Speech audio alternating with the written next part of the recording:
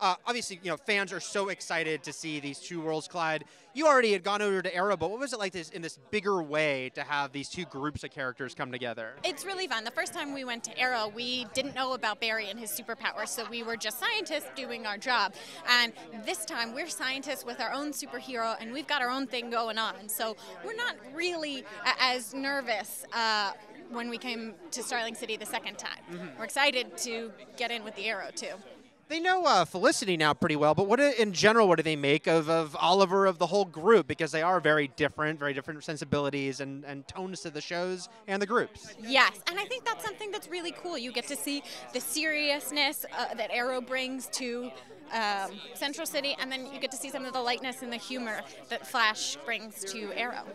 Is there a moment for you, either filming it or just knowing the entire script, that you're like, oh, I can't wait for the fans to see blank happen? I can't wait for the fans to see, and I personally can't wait to see Flash and Arrow go toe-to-toe. It's going to be awesome. Now, your character, clearly, her alter ego, who she is in the comics, there's a lot of stuff there. Are you hoping to see in some form or another that happen down the line? Yes, absolutely.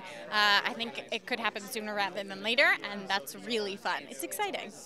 In the comics, she's not always on the side of good. Right now it's hard to imagine Caitlin, not doing the right thing. But would it be interesting for you to see your character maybe have a little more dark side at some point? Absolutely. I mean, she's already been through some trauma losing her fiance, and so she's learning to cope with that. It would be really tough to see her lose more and suffer more and see what kind of a person that turns her into.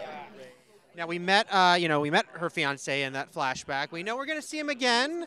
Everyone has a lot of thoughts about that, but now they're doing some fun casting with multiple people who we know as Firestorm. Are they having some fun with the audience here, and maybe expectations on how this is all going to go? I don't think that they're toying with the fans or the audience, but I think it's going to be really cool to see what happens next.